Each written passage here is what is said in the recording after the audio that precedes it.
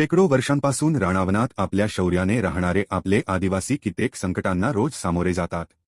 आई जगदंबे वाघाच्या मदतीला वाघ आला तसाच वाघाच्या कुळात वाघ जन्माला येतो।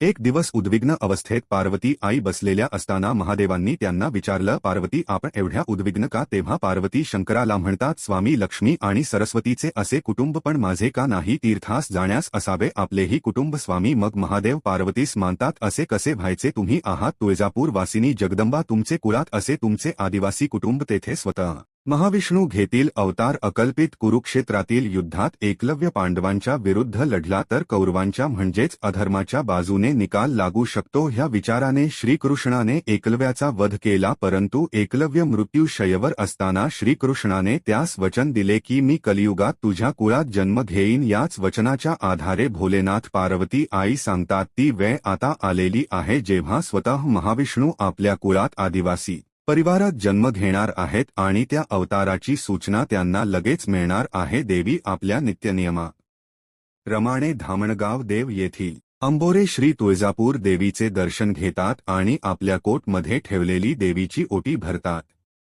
प्रसाद घेऊन निघताना जंगलाच्या वाटे असताना त्यांना असे जाणवते की त्यांच्या कोटाच्या आतल्या खिशातली ओटी जशीच्या तशीच आहे।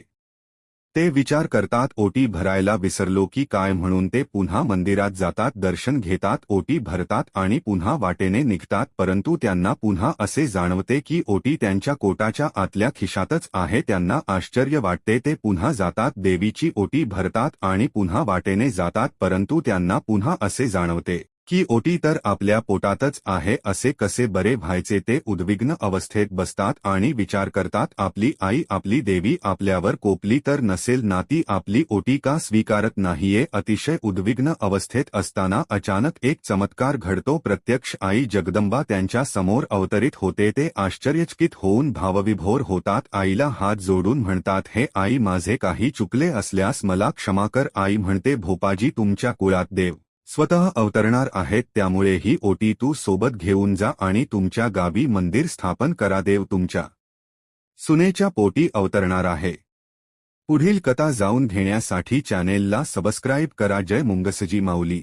माऊली जय माऊली, जय मुंगसाजी माऊली।